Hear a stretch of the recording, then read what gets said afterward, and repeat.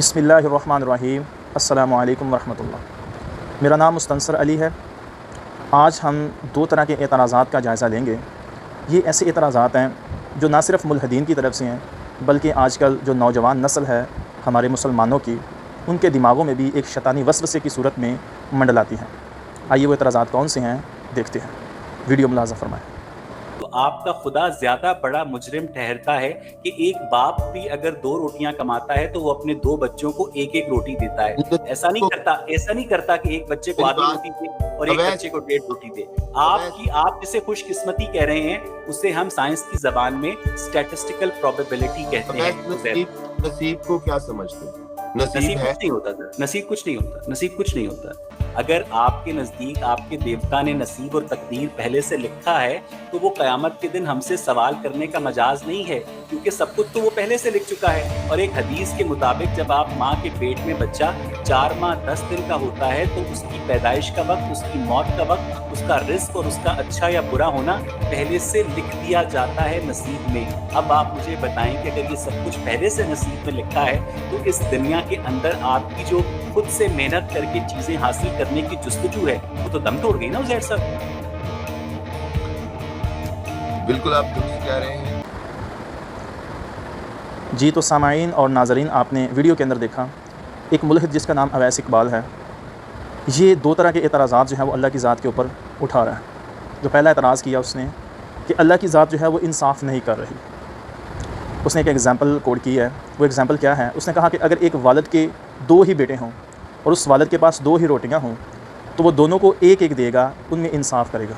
जबकि आपका अल्लाह जो है वो इंसाफ़ नहीं करता। उसकी क्या वजह है?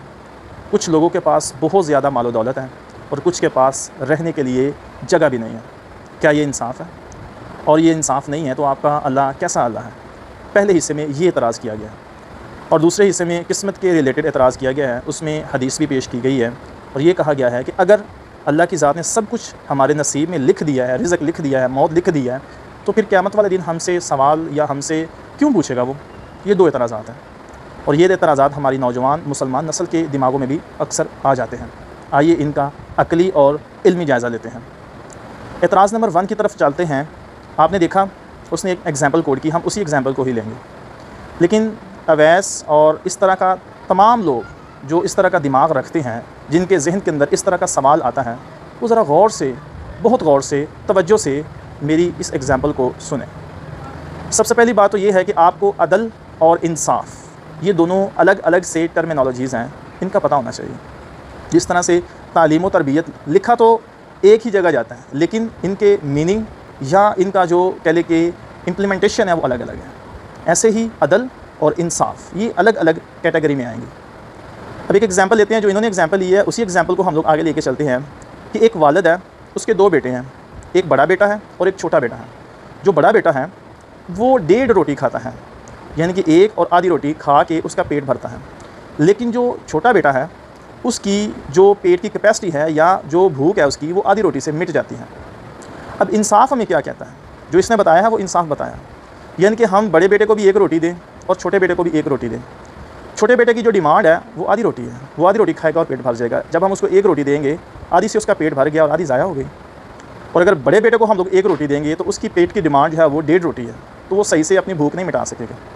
लेकिन हमने इन दोनों के दरमियान इंसाफ़ किया, जैसा कि इस मुल्हिद ने कहा। अब ये इंसाफ़ है। दूसरी तरफ अगर हम अदल की बात करें तो अदल क्या कहता है हमें?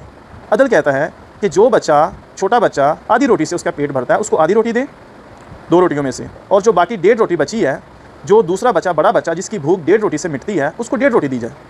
इस चीज़ को कहते हैं अदल। अवैस इकबाल और बाकी दीगर ऐसे लोग जिनके जहन में ऐसे किस्म के क्वेश्चन आ रहे हैं, वो समझ लें कि इस कायनात का निज़ाम जो है या इस कायनात की बड़ी सारी चीज़ें जो हैं वो अदल के ऊपर मबनी है। अगर वहाँ पर इंसाफ़ किया जाएगा तो कायनात का निज़ाम नहीं चलेगा। मिसाल के तौर पर अगर अल्लाह की ज़ात हर इंसान को 10,000 अरब रुपये हर एक इंसान को दे दे, मुझे भी दे दे, हर इंसान को दे दें, तो क्या दुनिया का निज़ाम चलेगा? नहीं चलेगा। मेरी जब गाड़ी पंक्चर होगी तो मैं पंक्चर वाले के पास जाऊंगा, उसके पास भी 10,000 अरब रुपए हैं, ऑलरेडी अल्लाह ने दे दिए हैं, सबके अंदर इक्वली डिवाइड कर दिए हैं, डिस्ट्रीब्यूट कर दिए हैं। तो जब मैं उसके पास जाऊंगा, उस पंक्चर वाले के पास, एक 100 रुपये का पंक्चर लगता है गाड़ी को, मैं उसको बोलूँगा कि भाई मेरी गाड़ी को पंक्चर लगा दे, वो कहेगा क्यों लगाऊँ मैं, मेरे पास तो ऑलरेडी बहुत ज़्यादा रिस्क है, वो तो ख़त्म ही नहीं होना। मैं तुम्हारी गाड़ी को पंक्चर क्यों लगाऊंगा? अगर हमारे घर का पंखा ख़राब हो गया है, उसका जो कैपेसिटर है वो चेंज करना है हमने, उसको चेंज करने के लिए 100 या 150 रुपया लगेगा, तो मैं किसी इलेक्ट्रिशियन के पास जाऊँगा, उसके पास भी ऑलरेडी 10,000 अरब रुपये हैं, तो वो 100-150 रुपये लिए मेरे पास कैसे आएगा? तो ये जो निज़ाम कायनात है, इस दुनिया का निज़ाम है, वो अदल के साथ चल रहा है। इंसाफ़ किया जाए, सबको इक्वली डिस्ट्रीब्यूट किया जाए या इक्वली अमाउंट सब के अंदर तकसीम कर दी जाए, तो फिर इस दुनिया का निज़ाम नहीं चलेगा। अवैस भाई ज़रा इस पर गौर कीजिएगा। इसकी वीडियो का जो दूसरा हिस्सा है उसमें इसने कहा गया है कि हदीस के अंदर आता है कि इंसान जब 4 माह और 10 दिन का होता है तो इसकी किस्मत के अंदर कुछ चीज़ें लिख दी जाती हैं, जैसा कि रिस्क, मौत और दीगर चीज़ें। अवैस इकबाल के इस दूसरे एतराज़ को अब हम एक मिसाल से समझते हैं, यकीनन आपको समझ आ जाएगी। अवैस साहब ज़रा गौर फरमाइएगा, 2 तरह के आदमी हैं, उनका पेट जो है वो एक लस्सी के गिलास से भर जाता है, और अल्लाह की ज़ात ने उनकी किस्मत के अंदर एक एक गिलास जो है लस्सी का दोनों की लिख दिया है आज के दिन। अब जो पहला दोस्त है वो अपने घर में है और एक राहगीर इंसान आता है, उसने एक बाल्टी पकड़ी हुई है और उसके अंदर लस्सी डाली हुई है, और उसके पास जाके कहता है कि भाई आप इस लस्सी को अपने पास रख लें, मैं किसी काम से जा रहा हूँ, जब मैं वापस आऊँगा आपसे ले लूँगा। वो आदमी कहता है ठीक है। अब वो जैसे ही उसको लस्सी पकड़ा के जाता है, बाल्टी लस्सी की, तो इसके जहन में आता है या इसका नफ्स इसको उभारता है, शैतानी वसवसा जो है वो इसके ऊपर मेहनत करता है, और ये क्या करता है, ये उस लस्सी के बाल्टी के अंदर ख़यानत करता है, वहाँ से एक गिलास लस्सी का पी लेता है। ठीक है, अल्लाह की ज़ात इसकी किस्मत में लिखी हुई थी और इसने पी ली, लेकिन किस तरीके से पी? इसने गलत तरीके से पी के उसका पेट भर जाता है और आराम से बैठ जाता है। उसके बाद इसके अंदर, इसी बाल्टी के अंदर एक गिलास पानी डाल देता है और वापस उसको उतना ही बराबर कर देता है लस्सी को। जैसे ही वो राहगीर आता है और आके कहता है कि भाई ये जो बाल्टी है मेरी लस्सी वाली, ये मुझे आप वापस कर दें। वो कहता है जी आप ले लें। जब उसको वापस करता है तो ये राहगीर उसको कहता है कि आप ऐसा करें कि आपने मेरी बाल्टी लस्सी वाली रखी है, इसकी रखवाली की है, तो आप ना इसमें से एक गिलास लस्सी पी लें। अब इस आदमी तो ऑलरेडी पहले पी ली है ना, पेट इसका भर गया हुआ है, और अल्लाह ने लिखा हुआ था इसके पेट के अंदर एक लस्सी का गिलास जाएगा, वो उसने पी लिया हुआ। ये आदमी कहता है नहीं जी मैंने नहीं पीनी। वो राहगीर कहता है चलें ठीक है, वो चला जाता है। आगे जाता है दूसरे बंदे के पास, उसकी किस्मत के अंदर भी एक गिलास लस्सी का आज के दिन लिखा होता है। ये राहगीर उसको कहता है कि जी आप ये मेरी लस्सी वाली बाल्टी रख लें और मैं किसी काम से जाने लगा हूँ, आपसे आपसे ले लूँगा। वो आदमी उस लस्सी वाली बाल्टी को रख लेता है और अपने काम में मशगूल हो जाता है। जैसे ही ये राहगीर वापस आता है और उसको आके कहता है कि जी आप मेरी लस्सी वाली बाल्टी वापस कर दें, वो उसको वापस कर देता है। और जब वो वापस करता है तो ये राहगीर कहता है कि आपने रखवाली की, आप ऐसा करें कि ये एक गिलास लस्सी का जो है ना, आप मेरी तरफ से इनाम के तौर पे इसको नोश फरमा ले, पी ले। वो आदमी उस लस्सी को पी लेता है और उसका भी पेट भर जाता है।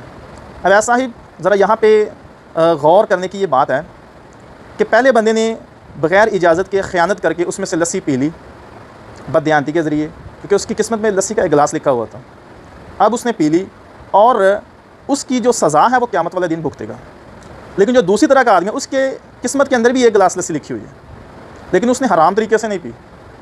ठीक है, उसको दी गई इनाम के तौर पर, उसने उसको नोश फरमाया, उसने हलाल तरीके से ली। अब यहाँ पे हमें एक कुरान मजीद की आयत याद आई, वअलैसा लिल इंसान इल्ला मा सआ। इंसान के लिए वही कुछ है जिसकी वो कोशिश करता है। ठीक है, इसी तरह से एक और जगह पे आ गया कि अल्लाह ताला की, मैं मफ़हूम बताने लगा हूँ, आपकी स्क्रीन के ऊपर वो आयत भी शो हो रही है। अल्लाह ताला की ज़ात कुरान मजीद में कह रही है कि अल्लाह ताला की तरफ से हक़ आ गया, अब आप चाहो तो मोमिन बन जाओ, आप चाहो तो काफिर हो जाओ। अब ये जो चाहत है अल्लाह ताला की ज़ात ने इंसान के ऊपर रख दी है, जो नतीजा, जो रिज़ल्ट है वो अल्लाह को मालूम है, लेकिन वो हासिल कैसे करना है वो हमारे ऊपर डिपेंड करता है। उस लस्सी वाले बंदे ने, पहले वाले ने हराम तरीके से हासिल की, क्योंकि लस्सी उसकी किस्मत में थी एक गिलास, उसने हराम तरीके से की, उसकी वो सज़ा भुगतेगा। दूसरे वाले ने हलाल तरीके से की, उसको उसकी जो है जज़ा मिलेगी। बिल्कुल इसी तरह से किस्मत का कॉन्सेप्ट है कि अल्लाह की ज़ात ने जो रिज़ल्ट लिख दिया है वो अल्लाह की ज़ात को मालूम है, लेकिन उसके अंदर जो कोशिश है, जो चाहत है, वो हमारी शामिल होगी। आपको पता है जब अल्लाह ताला की ज़ात और ये जो शैतान इब्लीस है, इसके दरमियान में वो हो रही थी, बात हो रही थी, तो अल्लाह ताला की ज़ात ने इसको बोला, इस पे लानत की और कहा कि निकल जाओ, और इसने आगे से कहा कि मुझे मोहलत दी जाए क़यामत तक ज़िंदा रहने की। अल्लाह ताला की ज़ात ने इसको मोहलत दी। उसके बाद इसने कहा कि मैं तेरे बंदों को गुमराह करूँगा। आगे अल्लाह ताला की ज़ात ने क्या जवाब दिया था? अल्लाह ताला की ज़ात ने जवाब यही दिया था, मैं मफ़हूम बयान कर रहा हूँ, आप लफ्ज़ी तर्जमा देख सकते हैं कुरान मजीद में। अल्लाह ताला की ज़ात ने ये नहीं कहा कि नाम किसी का नहीं लिया कि मुस्तनसर को आप गुमराह नहीं कर सकोगे, मोहम्मद अली को गुमराह नहीं कर सकोगे, मोहम्मद अहमद को गुमराह नहीं कर सकोगे, मोहम्मद बिलाल को गुमराह नहीं कर सकोगे, ऐसा नहीं कहा अल्लाह ने। अल्लाह ने कहा जो मेरे बंदे होंगे उसको गुमराह नहीं कर सकोगे। इसका मतलब क्या है? अल्लाह ने किसी को सिलेक्ट नहीं किया। जो अल्लाह की बात मानेगा, जो अल्लाह ताला की तरफ रुजू करेगा, वही अल्लाह का बंदा होगा। जैसे कि जब हम नमाज़ पढ़ेंगे, अपने आप को झंझोड़ेंगे, अपने आप को मस्जिद की तरफ लेके जाएंगे, तो हम अल्लाह के बंदे बन जाएंगे, फिर अल्लाह हमारी मदद करेगा। यकीनन करेगा। लेकिन इसमें हमें भी कोशिश करनी पड़ेगी। ये आज का हमारा खुलासा ये गुफ्तगू था। उम्मीद है आप सबको समझ आ गई है। इस वीडियो को शेयर करें ताकि जितने भी लोगों के अंदर ऐसे वसवसे या ख्यालात आ रहे हैं वो उनकी क्लियरेंस ले लें। बहुत शुक्रिया। अस्सलामु अलैकुम व रहमतुल्लाह।